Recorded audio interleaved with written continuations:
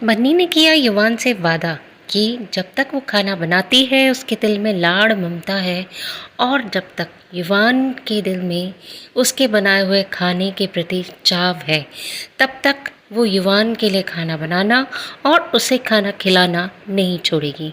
Serial बन्नी चाह home delivery के आज के एपिसोड में हम देखेंगे कि बन्नी युवान को खीर खिला रही होती है।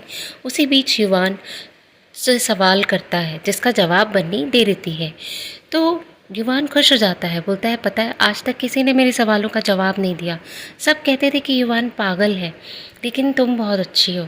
बन्नी को भी अपनी माँ की याद आ जाती है, बोलती है अपनी माँ से मैं भी बहुत सवाल किया करती थी, पर अब वो नहीं है ना, तो सवाल भी बंद हो गए। तो युवान उसे कहता है आज के बाद तुम अपनी माँ के सवाल मुझसे करना, मैं अपनी माँ के सवाल तुमसे करूँगी। और जल्दी जल्दी पूरी खीर खा जाता है। बन्नी उसके पीछे भागती है कि बदमाश, तुमने झट से पूरी खीर चट कर दी।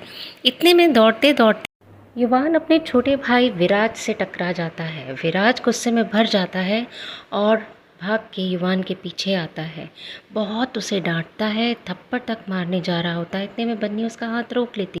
तो उसे याद आता है कि किस तरह बन्नी ने भरे बाजार में उसको थप्पड़ मारा था जब उसने उसके साथ बदतमीज़ी की थी। तभी दादाजी विराज पर नाराज़ होते हैं कि क्या तरीका है अपने बड़े भाई से बात करने का। तो विराज बोलता है ओह बड़े भाई, आपसे तो मुझे प्यार से बात करना चाहिए, प्यार से खिलाना चाहिए। वो खीर हाथ में लेता है और युवान के पूरे मुंह पर छपा देता है। बन्नी को बहुत गुस्सा आता है, बोलती है कि अब तुम तो बिल्कुल माखन चोर कान्हा लग रहे हो, लेकिन हम दोनों भाइयों को एक जैसे लगना चाहिए ना। अब पूरी खीर तो गिर गई है, तो अब कुछ उपाय करते हैं। वो शेविंग क्रीम लेकर विराज के पूरे फेस को से कवर कर देती है। विराज घबरा जाता है अचानक उसे हुए इस हमले से। और तभी दादाजी मानिनी को कहते हैं कि तुम नियति को लाई थी ना युवान की रक्षा के लिए। देखो आज मुझे लग रहा था कि शायद नियति स्टैंड लेगी युवान के लिए, लेकिन वो तो चुपचाप खड़ी रही।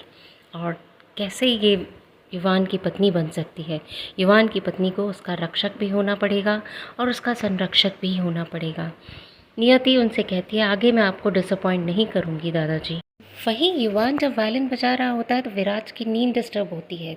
मानिनी इसे सलाह देती है कि क्यों ना युवान को जाकर तुम स्लीपिंग पिल्स या सोने के इंजेक्शन दे दो।